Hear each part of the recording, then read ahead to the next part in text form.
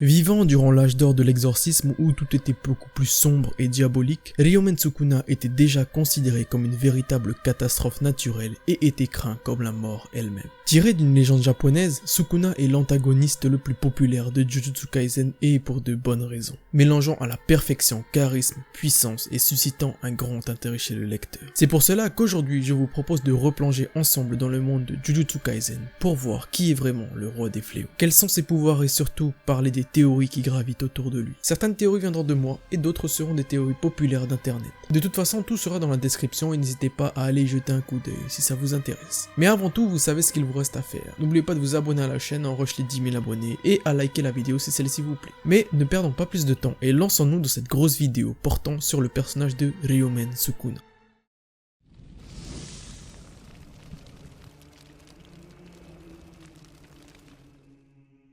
Rendons-nous au Japon et plus précisément dans la préfecture d'Iwate. Un jour, un homme trouva une boîte en bois dans un vieux temple. Il demandera au prêtre présent sur les lieux que contenait la boîte en bois. La seule chose que le prêtre répondit était de ne surtout pas ouvrir la boîte. Malheureusement pour lui, ses collègues ont décidé autrement et ils ouvrirent la boîte. Ils trouvèrent à l'intérieur un corps momifié possédant 2 visages, 4 bras et 2 jambes. Ce qui est, vous le conviendrez, très effrayant mais à la fois très intriguant. Mais pour le coup, ce qui va suivre n'est pas très joyeux. En effet, le prêtre arrivera et leur dira simplement qu'ils ont merdé et qu'ils ne vont pas tarder à en subir les conséquences. Donc en gros, vous n'allez pas vivre longtemps. Et malheureusement, le prêtre avait raison car quelques jours plus tard, l'un est mort d'une crise cardiaque, un autre a été logé à un hôpital de maladie mentale et les 3 autres se sont effondrés avec une forte fièvre. Le fils du prêtre expliquera que la momie était issue d'un culte religieux qui consistait à emprisonner des humains difformes dans une pièce fermée jusqu'à ce qu'ils meurent de faim. Le dernier survivant eut la chance de se faire transformer en momie. La momie a été nommée Ryomen Sukuna et a été glorifiée comme le pouvoir de malédiction du culte. Lorsque le Ryomen Sukuna a été déplacé quelque part, la région a subi des catastrophes. Bien que la malédiction se soit calmée lorsque le chef du culte est mort, il y a une rumeur selon laquelle les catastrophes naturelles en série au Japon ont une sorte de relation avec l'endroit où le Ryomen Sukuna est stocké. L'homme qui a posté l'histoire a perdu le lien avec le prêtre et son fils, et la dernière localisation de Sukuna est inconnue. Alors croyez-vous en cette légende? Ce qui est sûr, c'est qu'elle nous a mis dans une bonne ambiance pour le reste de la vidéo.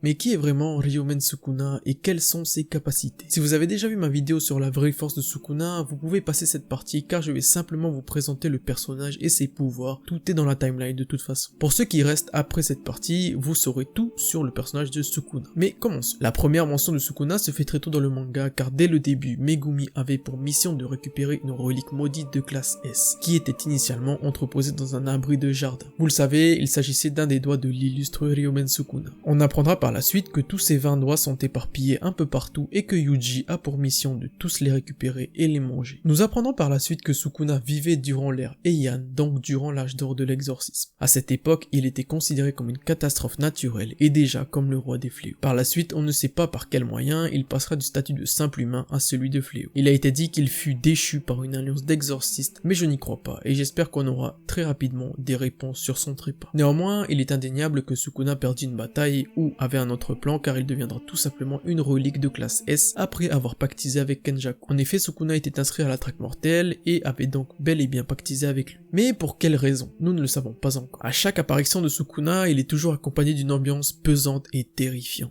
Tous les gens, exorcistes ou fléaux autour de lui sont terrifiés car il possède une prestance démoniaque démesurée. Lors de l'incident de Shibuya, les exorcistes présents se demandaient même si le simple fait de respirer ne pouvait pas leur coûter la vie. Spoiler alert, ça leur a vraiment coûté la vie. En fait, pour être plus précis, personne ne demande rien à Sukuna, personne ne lui donne d'ordre et personne ne lui parle sans son accord. Après tout, sur terre comme au ciel, lui seul mérite d'être honoré. Il est au-dessus et a transcendé la simple force. Il est considéré comme un classe S, mais il est certain qu'il a dépassé cette simple classe car survolant tous les fléaux catégorisés comme classe S. Souvenez-vous du combat qu'il a mené contre Jogo, enfin plutôt lorsqu'il s'est amusé avec lui. Jogo qui valait apparemment 8 à 9 doigts de Sukuna. Ce dernier s'est fait battre à plate couture et s'est même fait cramer sur place par le roi des fléaux. Donc on parle d'un volcan qui est mort d'une brûlure. Étrange, non? En tout cas, c'est bien la preuve que Sukuna est bien au-dessus de la classe S, car ayant battu Jogo avec un sort de flamme, donc contre un Jogo à pleine puissance. L'insolent! En plus de ça, Sukuna a réussi à exorciser le Shinigami le plus puissant de la technique des 10 ombres, le général Makora, qui n'avait jamais été exorcisé jusque-là. Pour finir sur son palmarès, Kenjaku dira à Hajime et Kashimo que l'exorciste le plus puissant qu'il n'ait jamais vu en 600 ans était Ryumen Sukuna. On parle quand même d'un gars qui pactisera avec le gratin du monde occulte, donc s'il affirmera que Sukuna était le plus fort, c'est qu'il surclasse tous les combattants de la traque mortelle. Sukuna, qui se fait appeler d'ailleurs l'ange déchu. Quand j'ai lu cette planche, j'ai été comme un dingue à théoriser sur pourquoi il était appelé l'ange déchu. Est-ce qu'il était lié à un ange, à Lucifer? Bref, beaucoup d'idées fusaient dans ma tête concernant cette révélation. Passons maintenant à la présentation de ses pouvoirs. On va y aller crescendo. Déjà, ce qu'on peut dire de Sukuna, c'est qu'il possède une grande force physique et c'est un grand combattant au corps à corps. On le verra très clairement lorsqu'il écrasera Megumi et Jogo. D'ailleurs, il n'est pas rare de voir Sukuna envoyer valser ses adversaires et les faire s'écraser sur plusieurs immeubles. Il écrasera la mâchoire de Jogo, décidément pauvre de lui. Il se fait martyriser de partout. Sukuna est également très rapide au point que dès que ses adversaires se rendent compte qu'il a bougé, il est déjà trop tard. Cette vitesse lui a permis d'éviter toutes les attaques de Jogo sans aucun souci, même son attaque la plus puissante. D'ailleurs, c'est également un grand tacticien et a une vision du combat impressionnante. Ce qui est normal car il a plus de 1000 ans et donc possède une grande expérience en combat et également en techniques occultes. Là où Satoru Gojo utilise son 6e œil pour analyser et débunker les techniques occultes, Sukuna lui les comprend. Concernant ces techniques à proprement parler, il possède deux sortes de découpe, dissection et lacération. La première est une attaque tranchante commune et l'autre une technique précise qui tranche la cible en dosant la quantité d'énergie maudite. Couplé à son extension du territoire, Sukuna fait subir la mort et la destruction. En effet, tant que son extension du territoire est activée, il est capable de faire subir dissection à toutes les choses non vivantes, détruisant tout, et hachi à toutes les choses contenant de l'énergie maudite. Grâce à cette combinaison, il est venu à bout du général Makora sans trop de soucis. D'ailleurs, parlons maintenant de son extension du territoire très particulière. En effet, avant Sukuna, personne n'était capable d'étendre son territoire directement dans l'espace, donc sans créer de barrière magique. Sukuna, lui, en est capable, ce qui rend son extension du territoire dévastatrice car s'étendant sur 200 mètres. Un tel exploit est possible car Sukuna utilise une restriction qui a pour effet de laisser un échappatoire à sa victime. Après, je ne pense pas que des exorcistes lambda puissent s'enfuir étant donné la vitesse effrayante de ses attaques. Pour finir, Sukuna possède un sort de flamme qu'il utilise en énonçant la formule ouverture. C'est l'attaque qui est venue à bout de Jogo et de Makora. Autant vous dire que sa puissance n'est plus à prouver. Concernant ses autres techniques, on n'en sait pas plus, mais je pense qu'il en possède d'autres et nous le verrons par la suite. Maintenant que le personnage est présenté, parlons théorie et commençons avec une théorie tirée d'une légende du Nihon Shoki.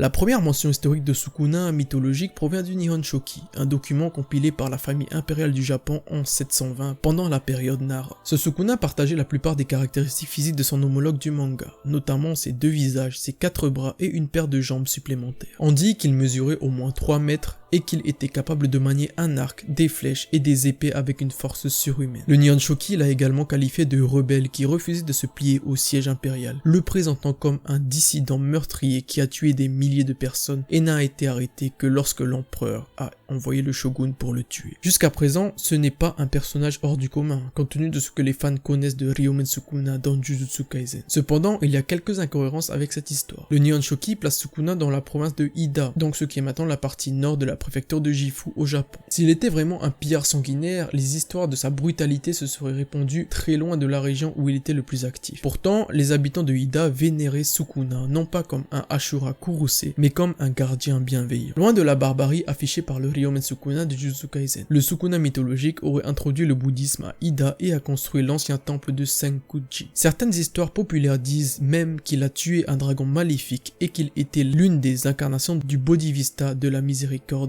canon. Ainsi, le nom de Ryumen Sukuna lui a été donné, Ryumen signifiant 2 visages. Et c'est ici que commence notre théorie. Cette dernière part du postulat que Sukuna, étant donné l'histoire du Nihon Shoki, posséderait 2 personnalités bien distinctes, un esprit bienveillant et un esprit maléfique. Si l'esprit maléfique correspondrait au roi des fléaux que nous voyons dans la série, qui pourrait être la partie positive? En d'autres termes, qui pourrait être la réincarnation de l'esprit bienveillant de Sukuna? Peut-être que vous l'aurez compris, d'après cette théorie, Il s'agirait d'Itadori Yuji. En effet, il est dit au tout début du manga qu'Itadori est un élu attendu depuis plusieurs centaines d'années. La théorie voudrait ainsi que le côté démoniaque de Sukuna soit devenu une relique scellée dans ses 20 doigts et que le côté bienveillant se soit réincarné en Yuji. Ça expliquerait pourquoi Yuji possédait une force surnaturelle et ça avant même qu'il ne connaisse l'énergie occulte ou avant même avoir mangé un doigt de Sukuna. Et si finalement à ce moment-là, Megumi n'avait pas senti un résidu occulte, mais bien la présence de la partie bienveillante de Sukuna. Une autre version de cette théorie voudrait que la partie positive de Sukuna serait tout simplement un personnage apparu très récemment dans la série, l'ange. Ce qui ferait un beau contraste entre Sukuna très fortement inspiré du roi des enfers Yama et l'ange tiré de la Bible. On retrouverait ainsi la dualité entre la bienveillance et le maléfice, un ange et un ange déchu.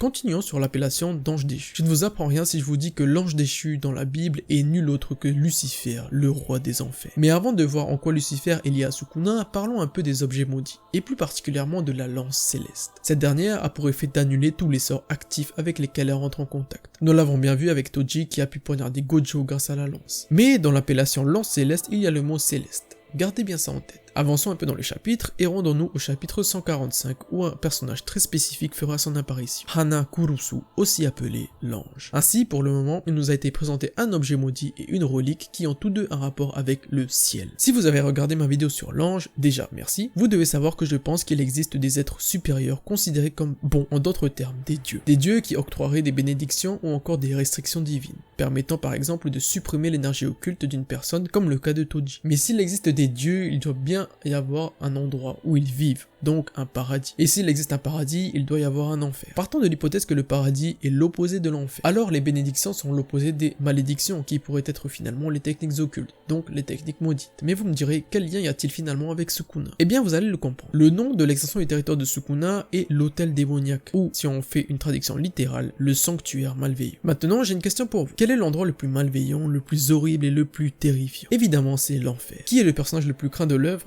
Sukuna. Voilà le lien entre Sukuna et le roi des enfers. Mais j'ai encore une autre question. Qu'y a-t-il au centre de l'hôtel démoniaque? Les portes de l'enfer? Je laisse cette question en suspens. Mais si l'on part du principe que Sukuna est l'ange déchu, le roi des enfers, il n'est pas si impressionnant qu'il ait pu cramer Jogo, qui pourtant est un expert en sorts de flammes. En effet, le feu du roi des enfers a le pouvoir de tout consumer et brûle d'une chaleur infernale. Ainsi, le roi de l'enfer se tient au sommet des morts qui souffrent en enfer, de la même manière que Sukuna est assis au sommet d'un trône jonché d'eau. Des crânes de buffle qui d'ailleurs représentent la mort. Si l'on veut aller un peu plus loin, le mudra utilisé par Sukuna pour étendre son territoire fait directement référence à Yama, un humain devenu par la suite le roi des enfers. Un beau parallèle avec Sukuna qui était à la base un humain qui est devenu par la suite un fléau. Je voudrais ajouter une petite référence à Naruto. En effet, lors de la bataille entre Pain et Konoha, on y voit une grosse tête ouvrant grand la bouche. C'est ce qu'ils appellent le roi des enfers. Au même titre que Sukuna, ce dernier est une référence à Yama, le juge des morts dans la religion hindouiste. Si l'on compare les deux images, on y voit une très grande ressemblance avec une énorme bouche grande ouverte qui semblerait capable de tout aspirer, même la vie elle-même.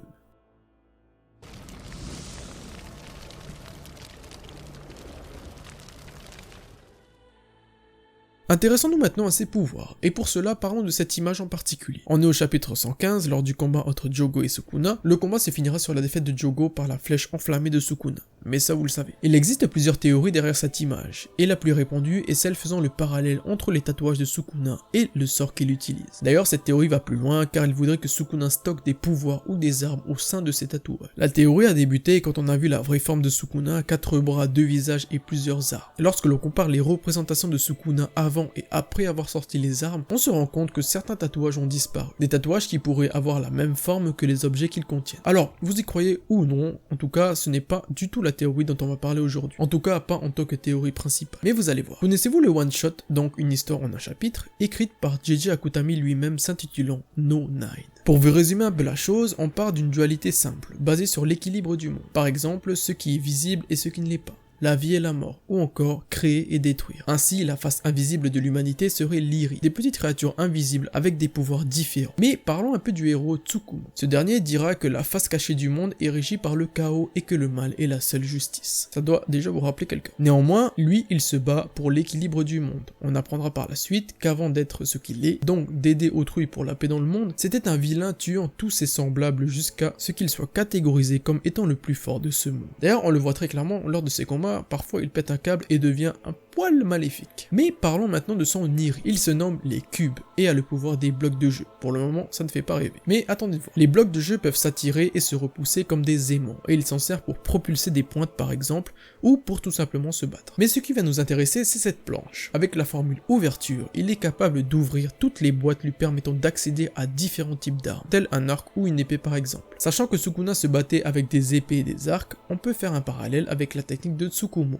et celle de Sukuna. En effet, si JJ Akutami s'est inspiré de son ancien héros dans la création de Sukuna, alors ce dernier posséderait un sort lui permettant de sceller objets ou techniques et pouvant les utiliser à tout moment en utilisant la formule ouverture. Si l'on reprend la théorie des tatouages, alors peut-être que les boîtes de Nine seraient devenues les tatouages de Sukuna dans Jujutsu Kaisen. Mais si l'auteur s'est vraiment inspiré de cette histoire, alors Sukuna posséderait bien d'autres pouvoirs. Alors oui, et premièrement, on a son sort de flamme. Donc si on fait le parallèle avec Nine, ça représenterait l'arc et les 3 flèches qu'il utilisera pour se battre. Une flèche posséderait ainsi un pouvoir de flamme dévastateur, ce qui ferait sens avec le fait que Sukuna pourrait être inspiré de Shiva, un dieu du bouddhisme qui avait détruit 3 villes avec une seule flèche. Un beau parallèle avec Sukuna qui détruit une grande partie de Shibuya. Vient ensuite la deuxième flèche, la flèche de foudre. En effet, en regardant la couverture du chapitre 117, on peut voir que Sukuna tient à la main 2 armes, un trident et ce que l'on appelle un sanko, ou encore une arme Vajra, signifiant une arme de foudre. Ainsi, la deuxième flèche de Sukuna aurait un pouvoir de foudre surpassant tout ce qu'on a vu jusqu'à présent. Et c'est très intéressant de relever ça, car qui d'autre possède un sort lié à l'électricité et qui est un véritable monstre de puissance? Oui, c'est Hajime Kashimo. Ainsi, ici, pour montrer la supériorité de Sukuna, JJ Akutami a choisi de faire perdre Jogo avec un sort de flamme, le surpassant, alors peut-être qu'il fera la même chose avec Kashimo. Sukuna aurait donc un sort de foudre surclassant de loin les sorts de Kashimo. Mais qu'en est-il de la troisième flèche? Eh bien, j'en ai aucune idée. Mais si on suit cette logique, alors cette dernière flèche devrait être la plus dévastatrice des 3, car elle apparaîtrait en dernier, et donc si Sukuna venait à se battre contre Gojo Sensei, alors peut-être que cette flèche ou ce sort serait la clé pour vaincre Satoru Gojo. Évidemment, ce n'est que spéculation, mais vous connaissez ma réponse sur la finalité de cet affrontement. Pour moi, et uniquement pour moi,